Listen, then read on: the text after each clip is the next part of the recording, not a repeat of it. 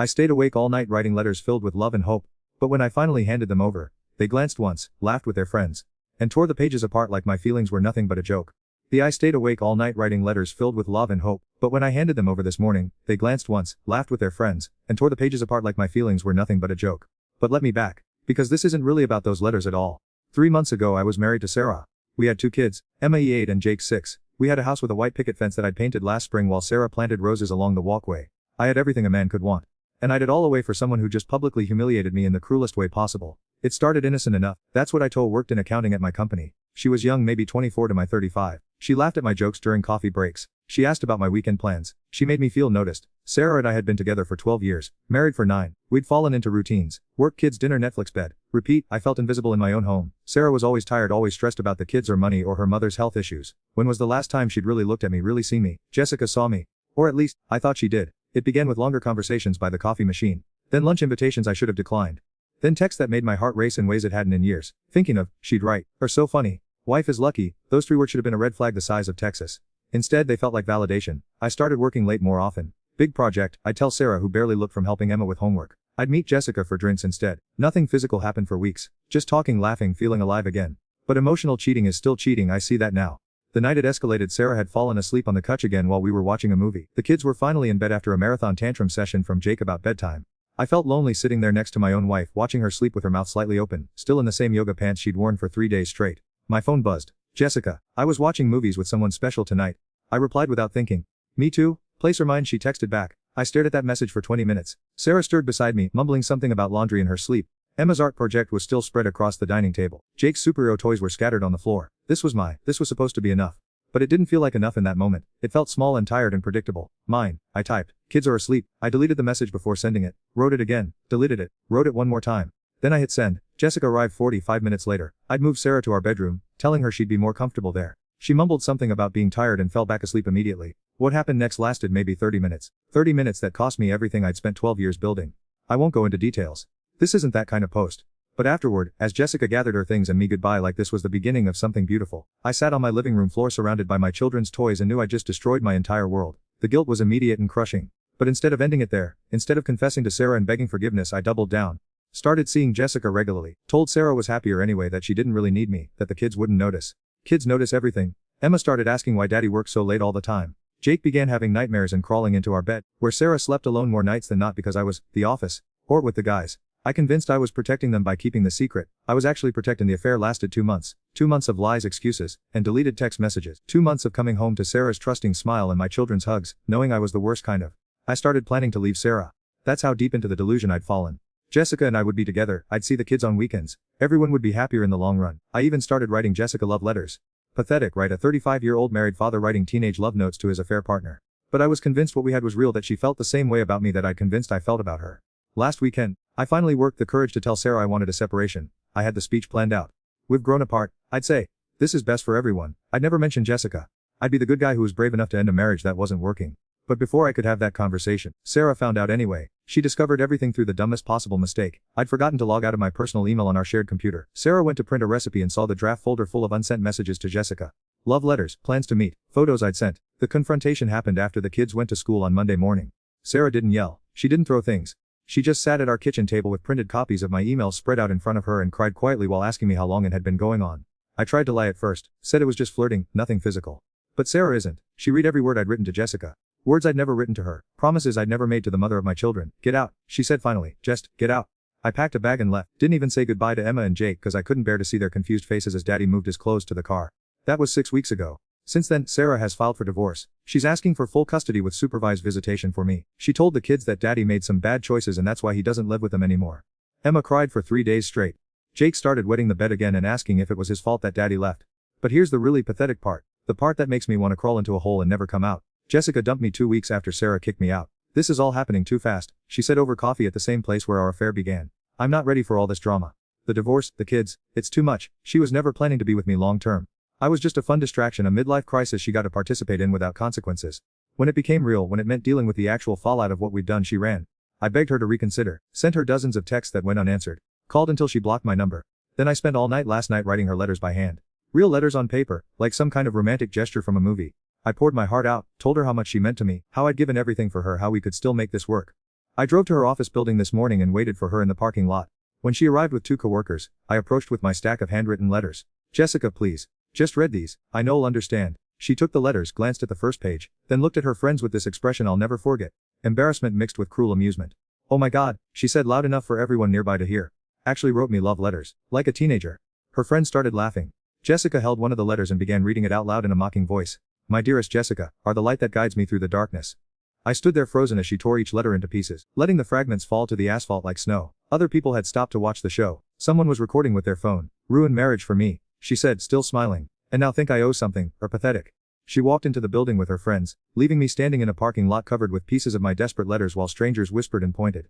That was 4 hours ago. I'm sitting in my studio apartment now, the one I can barely afford since Sarah froze our accounts. There's a mattress on the floor and a microwave on a card table. The walls are thin enough that I can hear my neighbor's TV through them. Tomorrow I have a court date about custody. My lawyer says the affair will count against me, that I might only get every other weekend with Emma and Jake if I'm lucky. Sarah won't take my calls. The kids ask why I don't live with them anymore, and I don't have an answer that doesn't make me sound like the selfish monster I am. I gave a woman who loved me for 12 years, a house full of memories, bedtime stories and Saturday morning pancakes, goodnight kisses and school plays for someone who my feelings away like garbage in front of an audience. I thought I was missing out on something. Turns out what I was missing out on was appreciating what I already had. Now I have nothing but regrets and torn letters in a parking lot. Remember me, the guy who got his love letters torn in a parking lot? Yeah, well, things have gotten so much worse since then. The custody hearing was a nightmare. Sarah's lawyer had printed screenshots of everything. My emails to Jessica. Text messages I thought were deleted. Photos I'd sent during work hours using company equipment. Sarah sat at that table in her best dress, the navy blue one I'd bought her for our anniversary 2 years ago. She looked beautiful and dignified while her lawyer read my messages out loud to a room full of strangers. I can't wait to wake next to it every morning instead of her, he read in a monotone voice. She hasn't touched me in months anyway. Sarah flinched at that one. I wanted to disappear into the floor. The judge looked at me like I was something he'd scrape off his shoe. Mr. Thompson conducted an extramarital in the family home while children slept upstairs. Yes, honor. And use marital funds to purchase gifts and meals for a fair partner. Yes, honor. Ed planned to abandon family for this person. I couldn't even answer that one. Just nodded while Sarah wiped tears with a tissue her sister handed her. Every other weekend. Supervised visits for the first month. That's what I got. Emma and Jake, who used to run to me when I came home from work, now have to see their father in a room with a court-appointed supervisor taking notes. The first supervised visit was last Saturday. Emma barely looked at me. Jake kept asking when he could come home with me and I had to explain that this was our time together now. Just these 4 hours twice a month in a sterile room that smells like disinfectant. Did not love us enough, Daddy? Emma asked while coloring in a book she'd brought. How to answer that? How to tell an 8-year-old that loved more than loved her and her brother? That were so selfish traded away bedtime stories and Saturday morning cartoons for someone who didn't even care about. I told her I made bad choices and that I was sorry. She nodded but kept coloring, never meeting my eyes. Jake fell asleep in my lap during that visit. First time I'd held him in 2 months. The supervisor noted it in her paperwork. Child appears to maintain attachment to father figure despite separation trauma. Attachment, like I'm some distant relative, not the man who taught him to ride a bike and checked for monsters under his bed for 6 years. But here's where it gets really pathetic. Even after everything, even after Jessica humiliated me and destroyed those letters in public, I couldn't let go. I found out through LinkedIn that she'd started dating someone new. Some guy from her CrossFit gym with perfect abs and a man bun. They'd been together for 3 weeks according to her Instagram stories, which I stalked obsessively from an account I created. 3 weeks. I weigh 12 years of marriage, and she'd already moved on in 3 weeks. I started showing places I knew she'd be. The coffee shop near her apartment. The gym where she worked out. The restaurant where we used to meet for our affair lunches. I told I just wanted closure. One conversation to understand why she'd led me on. Why she'd made me believe we had something real. The restraining order was served to me at work. My boss called me into his office that afternoon. David, we need to discuss this situation with Jessica from accounting. Turns out she'd filed complaints about me harassing her, showing at her workplace, making her uncomfortable, creating a hostile work environment. I need to ask directly, my boss said. Did have an inappropriate relationship with this employee. I could have lied. Should have lied. But I was so tired of lying, so exhausted from keeping track of all the deception that I just told the truth. Yes. Well, we're married. Wes, using company time and resources? Probably. Yes. They fired me the next day. 15 years with the company gone. Just like that, said it was for conduct unbecoming and misuse of company property. I won't even get a reference. Sarah found out about the restraining order and the job loss within hours. Small town, everybody talks. Her lawyer filed for an emergency modification to our custody agreement. Now I can't see Emma and Jake at all until I complete anger management classes and psychological evaluation. The judge said my escalating pattern of poor decision making made me a potential risk. To my own children, I'm living off savings that are disappearing fast. The studio apartment is for $200 a month, and I still have to pay child support and spousal support. My lawyer wants another $5,000 retainer for the appeals process. I had to sell my car last week. Been taking the bus to job interviews, wearing the same 2 suits over and over because I can't afford dry cleaning. Nobody wants to hire a 35-year-old fired for who has an active restraining order. The few interviews I've gotten end the same way. We'll be in touch. Then silence. My parents found out about everything last month. Mom called Sarah first, trying to understand why she couldn't see her grandchildren anymore. Sarah told her everything. The phone call I got from my father was the worst conversation of my. I raised better than this. He said, his voice was quiet, disappointed in a way that deeper than yelling would have. Those children worship, Sarah loved. And it all away for what? I tried to explain about feeling unappreciated, about needing to feel wanted, about how Jessica made me feel alive again. That's garbage, he said. Mother went through postpartum depression after sister was born. I felt ignored for months, think I didn't notice other women, think I wasn't tempted. But I was a man, David. I was a husband and a father. That meant something. He hung on me. Haven't spoken to either parent since. My sister texted me once. Emma asked if Uncle David was dead because nobody talks about anymore. What am I supposed to tell her? I didn't respond because I didn't have an answer. The worst part is driving by the house sometimes. I know I shouldn't, but I can't help. It's on my way to nowhere, which is where I'm usually going these days. Last Tuesday I saw Sarah planting new flowers in the bed where we used to garden together. She was wearing my old gardening gloves, the ones I'd left behind. Jake was helping, digging tiny holes with a toy shovel. Emma came outside with snacks and lemonade. They had a little picnic on the lawn, the three of them. Sarah was smiling, actually laughing at something Jake said. They looked complete. Happy even. Like the missing piece hadn't been me at all. Like they were better off without the chaos I'd brought into their lives. I sat in my Honda watching my former family live there without me, and realized something that nearly broke what was left of my heart. They were healing. Moving on. Building something new from the wreckage I'd left behind. And I was the only one still drowning. I pulled away before they could see me, drove straight to the liquor store and bought a bottle of cheap whiskey that I drank alone in my studio apartment, while scrolling through Jessica's Instagram stories. She was at a beach somewhere with the CrossFit guy. Matching swimwear, champagne glasses, sunset photos with captions about new adventures with my person. My person, that's what I thought she was. That's what I told when I was betraying the people who actually loved me. But I was never her person. I was just a mistake she made for 2 months before moving on to better things. The psychological evaluation is next week. The doctor will ask me to explain my actions, to show insight into my behavior, to prove I'm not a danger to my children. How do I explain that I traded a lifetime of goodnight kisses for someone whom I love letters in the trash? How do I convince anyone I'm safe to be around Emma and Jake when I can't even trust to make basic human decisions? The anger management counselor asked me last session what I'd learned from this experience. That I'm capable of destroying everything good in my for something that was never real to begin with. I told her. She wrote that down in her notes. Probably not the answer she was looking for, but it's the only truth I have left. I keep thinking about that night when this all started. Sarah sleeping on the couch, tired from taking care of our children in our home. I looked at her and saw everything I was missing instead of everything I had. Now I see her from a distance, laughing with our kids in the yard we planted together. And I understand what I actually lost. I didn't just lose a wife. I lost my partner, my best friend, the person who knew me better than anyone and loved me anyway. I didn't just lose my children's daily presence.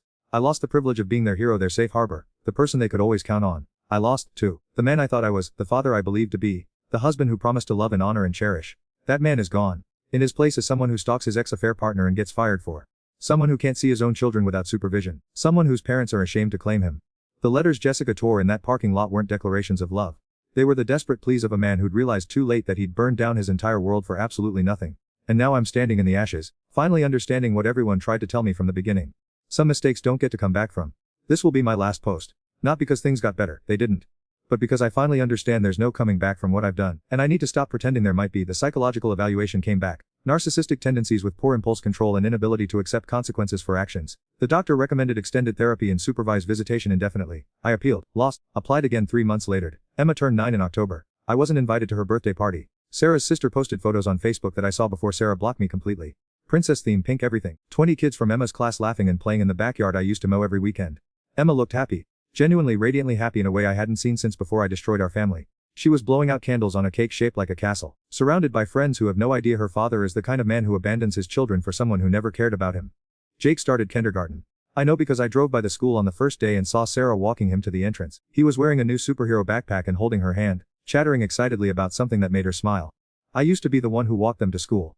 I used to know all their teachers' names and help with homework and attend every school play. Now I'm the absent father who sits in his car across the street from their school like some kind of predator, trying to catch glimpses of the eye away. The restraining order against Jessica expired in November. I thought about contacting her, maybe trying one more time to understand why she'd made me believe we had something real. Instead I found out she got engaged to the CrossFit guy.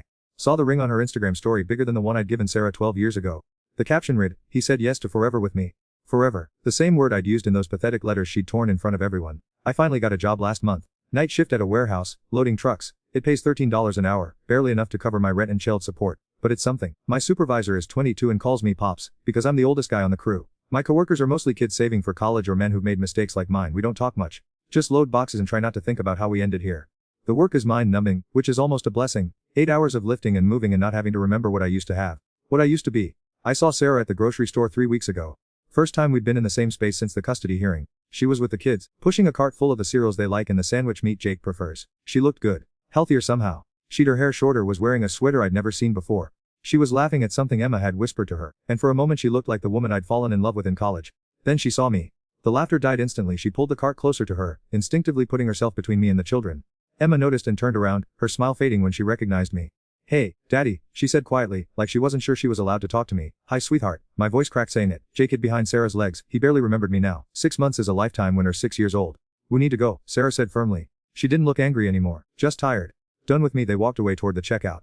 Emma looked back once, gave me a small wave that broke my heart into pieces I'll never be able to put back together. I stood there in the cereal aisle, surrounded by families doing their normal weekend shopping, and realized I'd become the stranger my own children were afraid of. The divorce was finalized in December.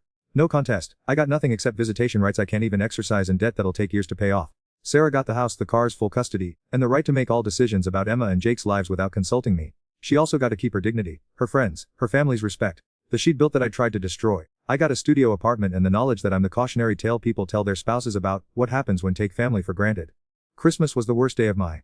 I bought presents for Emma and Jake, spent money I couldn't afford on tours I thought they'd like, had them wrapped at the store because I don't have wrapping paper or scissors or any of the normal household things that make a place feel like home. I drove to Sarah's house on Christmas morning, planning to leave the gifts on the porch. Maybe ring the doorbell and run, like some pathetic Santa wanted, but when I pulled, there were already cars in the driveway I didn't recognize. Through the living room window, I could see people gathered around our old Christmas tree. Sarah's parents, her sister and brother, in-law, kids running around playing with new toys. They'd moved on, built new traditions, created new memories in the space I used to occupy. I sat in my car with those wrapped presents in the passenger seat, watching my former happen without me, and finally understood something that probably should have been obvious months ago. This wasn't temporary. This wasn't a rough patch we'd work through eventually. This was permanent. Forever. This was the rest of my. I drove the presents to a toy drive at the community center instead. Let some other children have Christmas morning joy that my kids would never associate with me again. New Year's Eve, I worked a double shift at the warehouse. Came home at sunrise on January 1st to an empty apartment and a voicemail from my mother. "David, father and I have been talking. We think it's time moved on with a found someone new. Started over somewhere else. The kids, they're healing. Maybe it's better if just let them start over. Like the 12 years I'd spent being Emma and Jake's father were just a rough draft I could crumple and throw away. But maybe she's right. Maybe the kindest thing I can do for my children is disappear completely. Let them grow thinking their father was someone better than the man who chose an affair over bedtime stories." Last week I found out Sarah started dating someone new. A teacher at Emma's school. Someone who actually cares about children instead of abandoning them for selfish reasons. Emma mentioned him during a call I'm allowed once a month. "Mr. Peterson taught me how to do long division," she said, "and he comes to our house sometimes for dinner. He's nice to Mummy, nice to Mummy." The simple approval in her voice told me everything I needed to know. She was ready to accept a new father figure. Someone reliable. Someone who wouldn't disappear when things got hard. Someone who wasn't me. I should be happy for them. Should want Sarah to find love again. Want my children to have a stable male role model. Instead I felt something inside my chest. The last hope I'd been carrying that someday, somehow I might find a way back into their lives. There is no way back. There never was. This morning I got an envelope in the mail with no return address. Inside were 2 school photos, Emma and Jake's 2nd grade and kindergarten pictures. On the back, someone had written in Sarah's handwriting, so can remember them as they were. As they were, past tense. Before I ruined everything, Emma's missing her 2 front teeth in the photo, grinning that gap-toothed smile that used to make me laugh every morning. Jake's hair is sticking in back, the cowlick I used to smooth down before school. These aren't my children anymore. These are just pictures of kids I used to know, before I chose to become the kind of man who loses the right to be called daddy. I keep thinking about those letters I wrote to Jessica, how I stayed all night pouring my heart onto paper, believing I was writing to someone who loved me. How carefully I chose each word, how much hope I put into every sentence. Then I think about all the love letters I never wrote to Sarah. 12 years together, and I never once stayed all night writing about how much she meant to me. Never put that kind of effort into telling the mother of my children how grateful I was to have her in my. I saved all my passion for someone who'd away like garbage while taking for granted the woman who would have treasured those words forever. The warehouse closes next month, moving operations overseas. I'll lose this job too, probably end working retail or fast food. If anyone will hire a man pushing 40 with a resume full of red flags. I've been thinking about moving away, starting over in a different state where nobody knows what I did. Where I can pretend to be someone who never had a family, never made promises he didn't keep, never chose betrayal over love. But moving won't change what I am. Won't erase the choices I made or the people I. Won't give me back the Saturday morning pancakes and Christmas morning traditions and proud moments at school plays. Those are gone forever. Not because of bad luck or circumstances beyond my control, but because I traded them away for 2 months with someone who never saw me as anything more than entertainment. I'm writing this at 3 a.m. in my studio apartment, the same time I was writing those love letters to Jessica a year ago. But this time I'm writing to strangers on the internet instead of someone I thought cared about me. Because maybe if I tell this story, maybe if I lay out exactly how can destroy everything good and for absolutely nothing, maybe someone else will read it and remember what they have before it's too late. Maybe some other father will see his wife sleeping on the couch, after a long day of taking care of their children, and choose gratitude instead of resentment. Maybe some other husband will get a text from someone who isn't his wife and choose to delete it instead of responding.